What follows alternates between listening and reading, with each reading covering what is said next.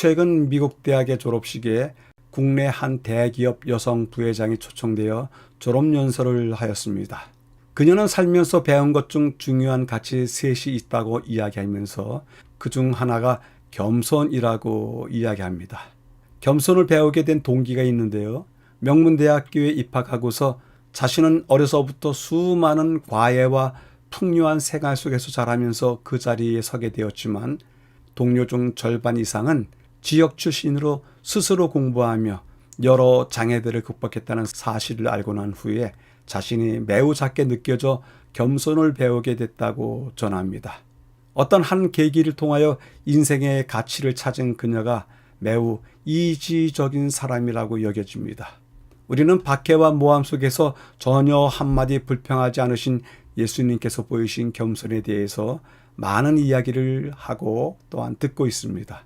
그러나 여전히 우리는 겸손하지 못하게 살아가는 듯합니다.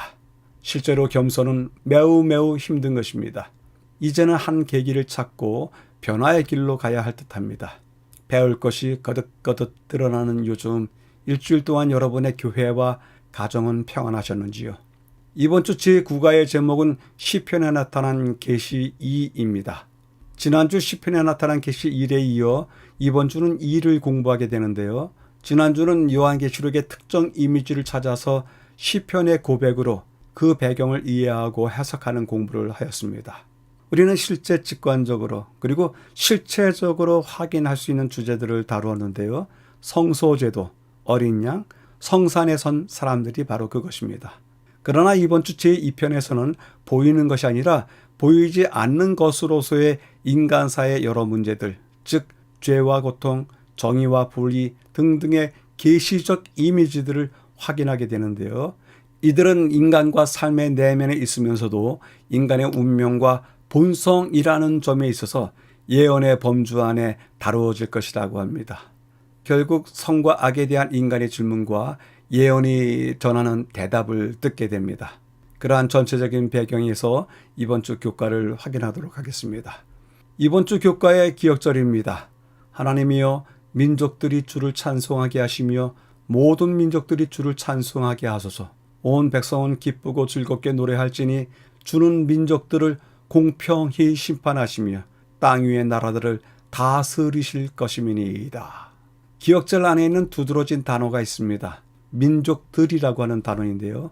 이와 동일한 말로서 온 백성 그리고 나라들이 또한 사용되는데요.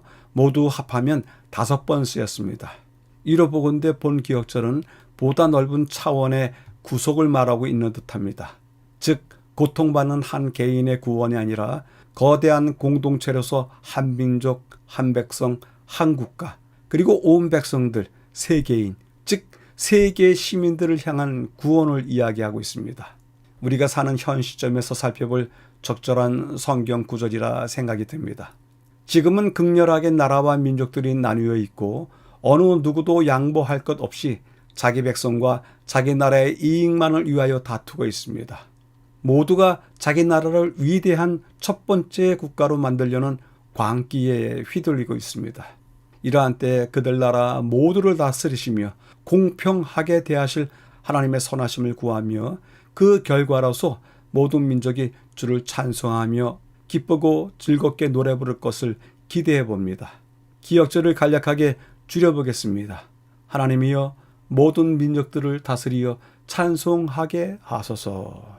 이번 주 교과의 매일의 제목들입니다. 일요일 환난 중에 만나 큰 도움, 월요일 혼란 가운데 희망, 화요일 그의 발 아래, 수요일 포도즙과 언약의 피, 목요일 주의 구원을 알게 하소서. 각 날의 제목에서 볼 수 있듯이 이번 주 내용은 지금의 역경들 중에서도 주님께서 소유권을 회복하실 것이다. 때문에 변치 않을 재앙이 임할 이 땅의 백성들, 시온산 함께 가자고 촉구하자라고 이야기를 이어가고 있습니다.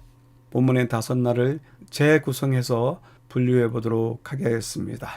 일요일과 월요일과 화요일을 한데 묶어서 환난과 혼란 속에 있는 지금의 세상, 그러나 다가올 날 주께서 세상을 주도하실 것이다 라고 하는 내용을 다루고 있고요. 수요일과 목요일은 진노의 심판 앞에 서 있는 모든 나라 모든 백성들에게 시온산에 함께 가자고 우리가 촉구해야 될 것이 아닌가라고 하는 문제를 다루고 있습니다. 전체 배경을 확인하겠습니다. 시편에 나타난 계시 2 예언은 그 외에 즉각적으로 그리고 성소에 들어가고 이러한 어절들이 보이는데요. 이 중요한 어절들과 본문 내용을 섞어서 확인하면 현실의 고통과 문제들이 있다. 그러나 그런 것들에 대한 예언도 있지만 또 다른 예언도 있다. 즉 인간 존재의 근본적인 의문들 그리고 그 씨름하는 문제들 그것이 또 다른 예언의 한 영역이다 라고 줄여주고 있습니다. 본문을 확인하도록 하겠습니다.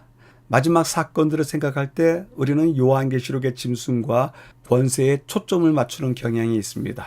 물론 그것들은 크고 영향력이 있습니다. 그렇지 않았다면 그것들을 성경에 넣을 이유가 없었겠죠. 그러나 예언은 그 외에 죄와 고통, 심판, 선과 악의 싸움, 정의와 불의의 본질, 핍박 등에 관한 문제들도 다루고 있습니다. 이런 것들도 예언의 영역에 속한다고요. 왜 그런지는 점차로 알게 되실 겁니다. 가운데 부분에서요. 시편은 깊은 낙담부터 주체할 수 없는 기쁨에 이르기까지 인간이 느낄 수 있는 거의 모든 감정을 탐구하고 있고 이러한 문제들을 매우 심도 있게 다룹니다. 우리는 이스라엘이 어둠의 세력에 맞서 싸울 준비를 하는 것을 봅니다. 왜 하나님은 악을 더 직접적이고 즉각적으로 다루지 않으시는지 질문하고 씨름하는 사람들을 만나게 됩니다. 이것은 의심할 여지 없이 우리 모두가 제기하는 질문입니다. 바로 이 질문에 대한 대답이 예언적으로 풀어지는데 그것이 시편 안에 가득 있다는 것입니다. 마지막 부분에서는요.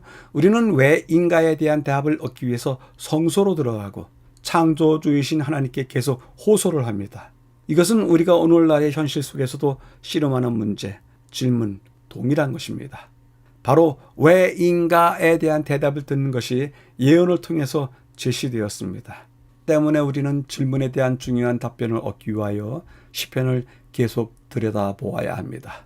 비록 짧은 전체 배경이었지만 요약해 보도록 하겠습니다.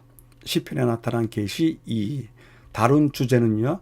시편의 내적 투쟁의 고백 그 속에도 예언이 포함되어 있다. 그 예언이 오직 미래에 일어날 사건들로만 국한되지 않고 인간이 여전히 질문하고 있고 인간이 여전히 투쟁하고 있는 내면에 대한 문제들에 대해서도 대답해 주는 것이 예언이다. 이야기를 셋으로 끌고 나갔는데요. 마지막 사건들만큼 중요한 예언이 있다. 인간 안에 있는 고통과 이유에 대한 질문이 바로 예언으로서 대답된다. 인간과 삶 안에 있는 고통, 그 왜인가? 그 대답으로 예언적 관점으로 시편서 찾아본다. 라고 하는 내용이 흐름이었습니다. 전체 배경에 대해서 질문해 봅니다. 내적, 심적으로 하나님께 부르짖는 고통의 문제가 여러분들은 갖고 있으신지요? 저자가 이야기했던 것처럼 오늘을 살아가는 우리 모두도 이러한 고통 속에서 씨름하는 문제와 질문들을 갖고 있다고 합니다. 확인해 보시게 되길 바랍니다.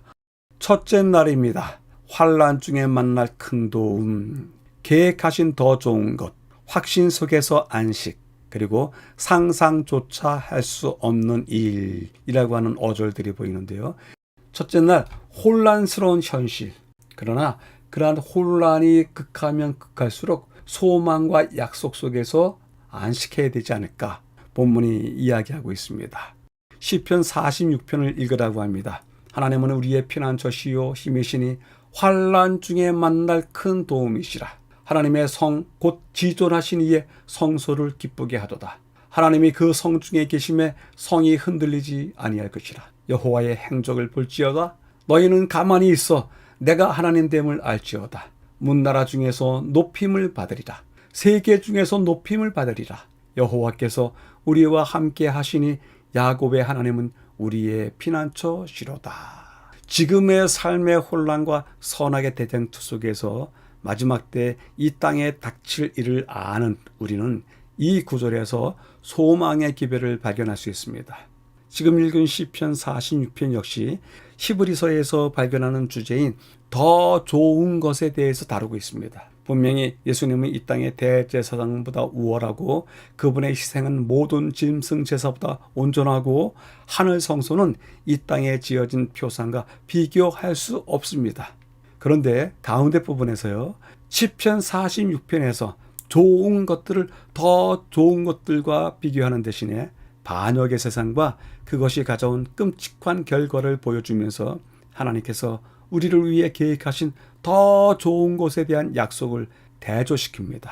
히브리서의 더 좋은 것, 마찬가지로 시편 46편에 더 좋은 것이 있는데 그것은 반역의 세상에 대한 끔찍한 결과에 대한 그리고 우리들을 위해 계획하신 하나님의 더 좋은 약속을 비교해 볼 수 있는 것입니다.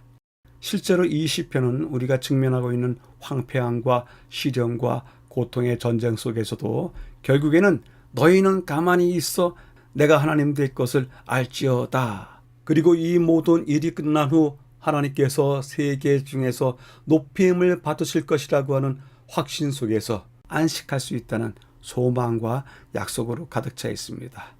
그 위에 다음과 같은 말씀이 더해집니다.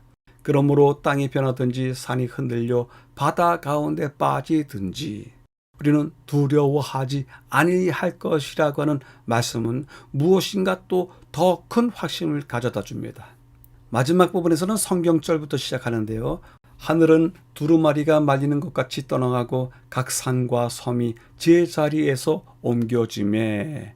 이 말씀은 분명히 재림 때 일어난 장면을 떠올립니다. 성경은 또한 하나님의 날이 임하기를 바라보고 간절히 사모하라. 하늘이 불에 타서 풀어지고 물질이 뜨거운 불에 녹아지려니와 라고 말합니다. 현재 우리의 세상과 그에 따르는 모든 악은 영원히 지속되지 않을 것이고 이후에는 우리의 생각으로는 상상조차 할 수 없는 일이 있을 것이라고 약속되어 있습니다. 그렇기에 지금은 믿음을 지키고 우리가 가진 하나님의 계시를 붙잡고 특히 십자가에 달리신 예수님을 의지해야 합니다. 교훈은 다음과 같이 이야기합니다. 머지않아 우리의 구주께서 구원과 안식을 주시려고 나타나실 것이다. 우리는 믿음으로 하나님의 손으로 묘사된 복된 내세를 바라보자. 세상의 죄를 대신해 죽으신 그리스도께서는 당신을 믿는 모든 사람들에게 낙원의 문을 활짝 열어놓으셨다. 머지않아 싸움은 끝나고 승리를 얻게 될 것이다. 잠시 후에 우리는 영생의 소망의 중심이신 그리스도를 볼 것이다. 그의 앞에서는 이 세상의 시련과 고통이 아무것도 아닌 것처럼 보일 것이다. 라고 전해주고 있습니다. 첫째 날을 요약해 보겠습니다. 환난 날에 만날 큰 도움이라고 했는데요. 주제는 더 좋은 것이 있다. 더 좋은 것 중에 특별히 소망과 약속으로서의 더 좋은 것. 이것을 붙잡으라. 라고 말씀을 하십니다. 이야기를 셋으로 꾸며봤는데요. 대제사장, 하늘 성소, 비교할 수 없이 더 좋다. 그런 중에서도 시편 46편은 더 좋은 소망과 약속을 허락한다. 히브리서에서 이야기하는 더 좋은 것이 실체가 있고 보이는 것이라고 하면 시편 46편에서 이야기하는 더 좋은 것은 소망과 약속에 관한 허락인 것입니다. 때문에 마지막으로 모든 악이 사라질 것이다. 그리고 상상도 못할 일이 약속되어 있다. 우리가 이런 약속들을 믿지 않느냐라고 이야기를 끌고 왔습니다. 여쭤보겠습니다. 무엇 때문에 하늘이 임하기를 간절히 사모하십니까? 과연 어떤 이유 때문에 하늘이 임하여야만 되겠습니까?